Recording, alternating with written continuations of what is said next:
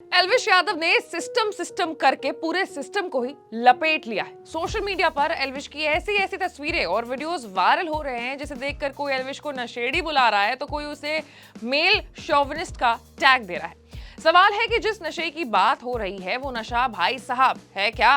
कैसे सांप के जहर से एल्विश लोगों को नशा करा रहा है और करोड़ों रुपए कमा रहा है? आज चर्चा इसी मुद्दे पर करेंगे। नमस्कार, मैं हूं आशीष सिंह और आप देख रहे हैं अनकट। बिग बॉस जीतने के बाद एक 26 साल का लड़का अचानक से इतना पॉपुलर हो गया, पूरा सोशल मीडिया ही उसका दीवाना हो गया, फैन बन गया। फिर एक दिन आता है जब उस पर सांप के जहर से नशा करने और कराने का आरोप लगा। अब क्या है ये नशा, वो जानते हैं। तो सांप के जहर की बात करें तो हर सांप जहरीला नहीं होता है। ऐसे कई सांप भी हैं जिनमें जहर तो नहीं है, लेकिन उनके काटने से इंसान कुछ समय के लिए अनकॉन्शियस हो जाता है।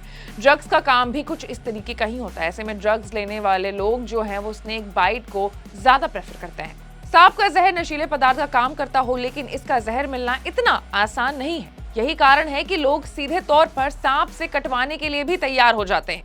उन्हें लगता है कि ऐसे करने से उनकी शक्ति बढ़ जाएगी। Indian journal of physiology and pharmacology ने अपने एक स्टडी में शराब का नशा और सांप के नशे में फर्क समझते हुए 19 साल के लड़के के एक्सपीरियंस को पब्लिश किया था।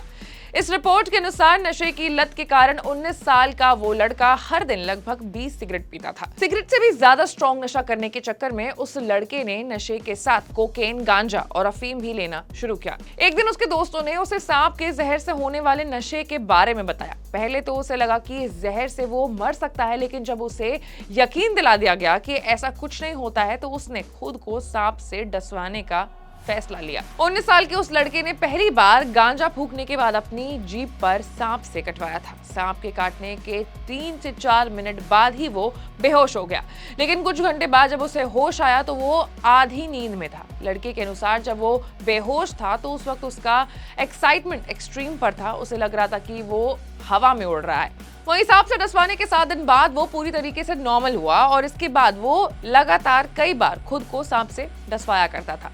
नशा करने वाले जिन सांपों से खुद को कटवाते हैं उनमें कोबरा, करैत या पेड़ों पर दिखने वाले हरे रंग के सांप होते हैं। इलाज केंद्र पर आने वाले नशे के आदी लोगों के अनुसार कई ऐसे अड्डे हैं जहां सिर्फ सांपों को पाला जाता है, बल्कि माइल्ड, मॉडरेट और सीवियर बाइट्स के जरिए नशा भी दिया जाता है। सांप से कटवाने के लिए उसके सिर पर हल्के औजार से थपकी दी जाती है। फिर सांप के जीभ को काटने वाली जगह रखते हैं और वो वहां पर डंक मारता है। इसी तरीके से कंट्रोल किया जाता है कि वो चुभे, एकदम मामूली सा सुई जैसी चुभन महसूस हो। हालांकि इसमें भी जहर लेने वाले ध्यान रखते हैं कि कहीं जरूरत से ज्यादा उसके मुंह में चोट न लग जाए या फिर उसके मुंह में पहले से कुछ कटा या फिर छाला तो नहीं है, क्योंकि ऐसे में जहर जो है वो सीधा संपर्क उसका आपके बॉडी में ब्लड से हो जाता है और इसमें आपकी जान भी जा सकती है। अब भारत में सांप का जहर सप्लाई करने पर भी कानून है।